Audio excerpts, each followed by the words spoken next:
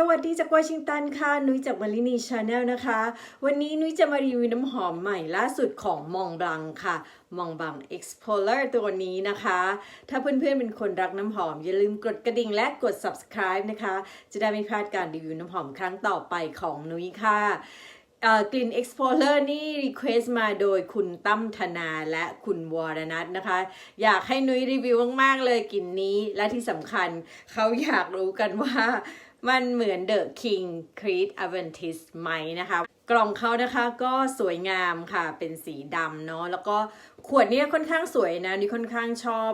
ตรงเนี้ยที่เขาหุ้มเนี่ยก็จะเป็นคล้ายๆกับหนังปลอมเป็นลายๆขีดๆคล้ายๆของ Prada ค่ะแล้วก็มีตามองบลังนะคะ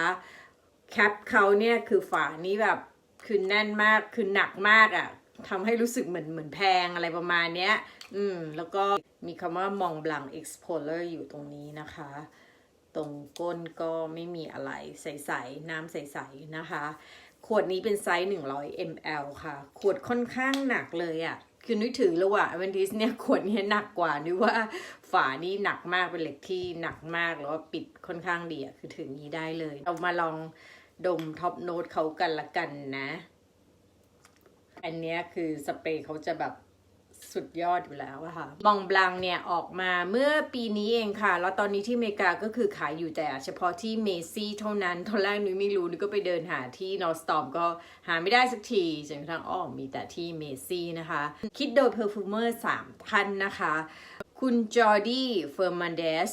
แอนโทนไมซันดิลและโอลิเวียเพอร์ชูค่ะท็อปโน้ตของเขาเนี่ยมีเบอร์กามอตนะคะก็คือมะกรูดมาจากอิตาลีเลยทีเดียว French sage ก็เป็นเครื่องสมุนไพรชนิดหนึ่งนะคะ sage แล้วก็มีพริกไทยคือถ้าดูโน้ตจริงแล้วมันก็ไม่ค่อยมีอะไรที่เหมือนกับครีเท่าไหร่ยกเว้นเบอร์กามอตท็อปโน้ตเนี่ยพอนุ้ยดมปุ๊บเนี่ยนุ้ยรู้สึกว่ามันไม่ได้เหมือนกันเลยคือสิ่งที่เหมือนกันคือว่ามันเป็นมีความสดใสเท่านั้นเองคือของครีดนะคะท็อปโน้ตของเขาจะมีแบล็คเคอรันเบอร์กามอตแอปเปิลพายแอปเปิลก็คือสับปะรดนะคะของครีดอะเปิดมาเนี่ยมันจะมีความสดใสและความหวานมากกว่าอันนี้ก็คือสดใสหวานน้อยกว่าและเผ็ดมากกว่าในตอนกลิ่นเปิดนะคะเพราะว่าเขามีพริกไทยของครีดมันจะออกดูหวานหอมๆกว่าแต่กลิ่นเนี้ยถ้าผ่านน่ะอาจจะมีความรู้สึกว่ามันคล้ายกันแต่จริงๆแล้วมันไม่เหมือนกันเลยนะท็อปโน้ตผ่านไปประมาณ2 นาทีอะค่ะของครีดนี่เขาจะออกนวลละมุนกว่ามองบลังเนี่ยเขาจะเริ่มมีกลิ่นถึงความแบบอุ่นขึ้นแต่ในขณะที่ของครีดเนี่ยความสดใสแล้วก็ความหวานยังคงอยู่พอดมแล้วนี่ก็คือไปเหมือนกำลังจะไปคนละทิศทางนะคะแต่จริงๆแล้วนี่รู้ว่าเดี๋ยวพออีกสักพักหนึ่งนะคะเดี๋ยวมันจะเริ่มเข้าใกล้กันขึ้นเรื่อยๆค่ะมาดูเรื่องราคากันระหว่างรอก็ได้ค่ะก็คืออันนี้ราคาโอเคเลยนะนี่ว่าจริงๆเป็นน้ำหอมถ้าเกิดไม่เปรียบเทียบเนี่ยมันเป็นน้ำหอมที่หอมดีค่ะแล้วก็ราคาก็สบาย30 ml 60 เหรียญ50 ml 78 เหรียญค่ะแล้วก็ขนาดนี้ก็คือขนาด100 ml นะคะ98 เหรียญซึ่งถ้าเทียบกับอันนี้ก็รู้กันอยู่ว่าราคาเขาก็อภิมหาโหดนิดนึงเนาะ50 ml ครีส325 เหรียญค่ะและ100 ml ก็คือไซส์นี้นะคะ435 เหรียญจะเห็นว่าเนี่ย100 ml เท่ากันอันนี้98อันนี้435ก็คือสามารถซื้ออันเนี้ยได้4 ขวดอ่ะตราโลโก้ตรงนี้นะคะเรียกว่า Saffiano Motif นะคะอันนี้ก็เป็นตามมองบลังสมัยนุ้ยเด็กๆสิ่งที่แบบโด่งดังของเขาอย่างเดียวก็คือปากกาเนอะถ้ามีแล้วจะเท่มากๆ ส่วนไอ้ที่หุ้มหน้าตาคล้ายๆหนังเนี่ยเขาบอกว่าหุ้มโดยใช้มือนะคะไม่ได้ใช้เครื่องจักรและทำที่ฟลอเรนซ์ส่วนตราโลโก้เนี่ยทำที่แฮมเบิร์กนะคะนี่ผ่านไปประมาณ15 นาทีนะคะเรามาดม Middle Note ของเขากันค่ะ Middle Note เนี่ยจะมีหญ้าแฝกมาจากเฮตินะคะแล้วก็กลิ่นหนังนะคะตอนนี้คือกลิ่นความหวานก็ยังมีอยู่นะคะแต่ว่ามีความ อุ่นแล้วก็ความดาร์กของหญ้าแฝกเข้ามา คือจะให้ความรู้สึกเหมือนเอิร์ธตี้หน่อยๆผสมกับกลิ่นหนังบางๆอะค่ะคือหนังเนี่ยมันไม่ได้ออกมาชัดเจนขนาดนั้นนะคะงั้นเรามาดม คู่แข่งคือตอนนี้มันมีความใกล้เคียงกันแต่ยังไม่เหมือนค่ะของครีสเนี่ยเขายังคงมีความหวานแล้วก็โปร่งใสมากกว่านะคะคือยังให้ความรู้สึกสดชื่นและความรู้สึกคอมเพล็กซ์มากกว่าของมองบลังอะค่ะคือถามว่าตอนกลิ่นเปิดทั้งหมดภายใน15นาทีแรกเนี่ยนุ้ยยังคงรู้สึกชอบครีสมากกว่านะคะอันนี้เราไม่พูดกันถึงเรื่องราคาละกันพูดถึงว่าเราชอบกลิ่นไหนมากกว่าแต่ว่ากลิ่นนี้ก็คือยังเป็นกลิ่นที่หอมสบายๆอยู่ของครีสอะค่ะดมแล้วมีความรู้สึกว่าเซ็กซี่แล้วก็ใจละลายมากกว่าของมองบลังเยอะเลยคือของมองบลังอะนุ้ยดมแล้วนุ้ยไม่ได้ให้ความรู้สึกว่ามันเซ็กซี่คือรู้สึกว่ามันเป็นน้ำหอมที่หอมหอมดีนะน่าสนใจอะไรเงี้ยแต่ว่าไม่ได้ให้ความรู้สึกว่าแบบเซ็กซี่แล้วก็เหมือนกับเฮ้ยมันสุดยอดอะคือมันคนละเรื่องกับครีสอะค่ะ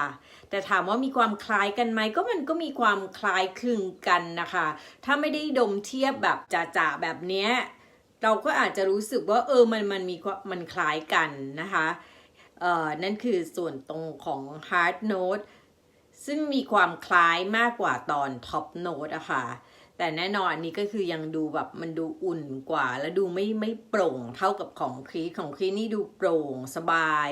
และแอบมีความแบบเหมือนเย็นๆสบายๆหน่อยๆทำให้น้ำหอมเนี่ยมันไม่ได้ดูแบบทึบอะแต่ว่าดูเหมือนมีหลายมิติอยู่อะค่ะตอนนี้ผ่านไปประมาณ1ชั่วโมงนะคะตรงส่วนของตัวมองบลังเนี่ยกลิ่นเขาก็จะดรอปลงไปพอสมควรค่ะแล้วก็มีความอุ่นขึ้นเบสโน้ตของเขาจะมีพิมเซนแพชเชอรี่โกโก้นะคะแล้วก็มีแอมโบรฟิกซ์อะคิกาลาวูดก็คือมีไม้เข้ามาคือกลิ่นเนี่ยมันจะมีความหอมหวานสดใสจางๆเบาๆอยู่ข้างหลังค่ะสิ่งที่นำหน้าน่าจะเป็นวูดอะค่ะแล้วก็มีความค่อนข้างนวลขึ้นแต่ว่าคือกลิ่นเขาอะในความรู้สึกนี้มันแบบมันออกทึบไปนิดนึงอะสุดท้ายนะคะมันหอมมีความหวานนวลขึ้นแต่ว่ามันดูไม่ได้แบบดึงดูดเย้ายวนแบบ Aventis นะคะถ้าไม่มาเทียบกับ Aventis อย่างเงี้ยนุ้ยก็รู้สึกว่ากลิ่นนี้มันก็เป็นกลิ่นที่หอมกลิ่นนึงแต่ว่าดมแล้วนุ้ยก็ยังไม่ได้รู้สึกขนาดว่าเฮ้ยนุ้ยอยากจะซื้ออะคือถ้าเทียบกับ Savage เงี้ยนุ้ยดมเสร็จแล้วนุ้ยก็อยากให้สามีใช้ดูแต่อันเนี้ยนุ้ยก็รู้สึกมันหอมแบบทั่วไปนิดนึงเพราะว่าเนื่องจากว่ากลิ่นเขาไม่ได้ดูมีมิติจนกระทั่งทำให้เกิดความแตกต่างเนื่องจากตอนนี้น้ำหอมผู้ชายมันก็จะออกมาแบบคล้ายๆกันหมดคือมันหอมคล้ายๆกันหมดไงมันก็เลยจะต้องมีจุดอะไรที่แตกต่างทำให้เราเนี่ยอยากจะซื้อสองกลิ่นนี้มันก็มีส่วนคล้ายกันแต่ว่าพอมาดมกันจะเงี้ยกลิ่นเนี้ยมันก็หอมกว่าเยอะพอสมควรเพราะว่ามันมีความนวลความเซ็กซี่บางอย่างซึ่งมองบลังเขายังทำไม่ถึงอะค่ะแต่ถ้ามาดูสมมุติว่าเรามาดูเรื่องราคาแล้วเรามีความรู้สึกว่า4 ขวดอันนี้มันเท่ากับอันนี้อันหนึ่งแล้วราคาเป็นปัจจัยในการตัดสินใจในการซื้อน้ำหอมของเรานะคะนุ้ยก็แนะนำให้ซื้ออันนี้ค่ะโดยเฉพาะคนที่อยู่ในบัดเจ็ตเพราะว่าเป็นกลิ่นที่หอมแล้วก็เรียบง่ายดูดีดูหล่อนะคะแต่ว่าไม่ได้ให้ความรู้สึกเซ็กซี่แบบ Aventis เลยนะนุ้ยไม่ได้รู้สึกแบบดมแล้วเฮ้ยอยากเข้าไปกอดใจละลายอะไรประมาณนี้ไม่ใช่เลยแต่ว่าสุภาพดูดีฉีดไปได้ทุกที่กลิ่นก็ค่อนข้างติดทนนานนะคะคือผ่านไป1 ชั่วโมงเนี่ยกลิ่นเขาดรอปกว่า Aventis เยอะ Aventis นี่กลิ่นยังแบบชัดเจนหอมหวานนวลละมุนเท่แพงอันเนี้ยคือพอมาเทียบกับอันนี้มันก็เลยดูไม่แพงไงแต่จริงๆแล้วมันก็ดูแพงระดับหนึ่งดูสะอาดดูสดใสระดับหนึ่ง คือมันไม่ใช่สดใสแบบไลท์บลูซันของ Dolce & Gabbana นะคะแต่มีความรู้สึกว่ามันก็แบบสบายนิดนึงอะค่ะสามารถฉีดไปทำงานไปเดทไปได้ทุกที่จะสำหรับคลับบลิงเนี่ยนุ้ยก็ยังไม่ได้แนะนำค่ะเพราะนุ้ยไม่ได้รู้สึกถึงความ seductive แต่ในขณะที่ Aventis เนี่ยมันให้ความรู้สึก seductive เท่แบบครบทุกสิ่งอย่างนะติดทนนานประมาณ8ชั่วโมงคือกลิ่นเขาก็ยังชัดอยู่ในระดับ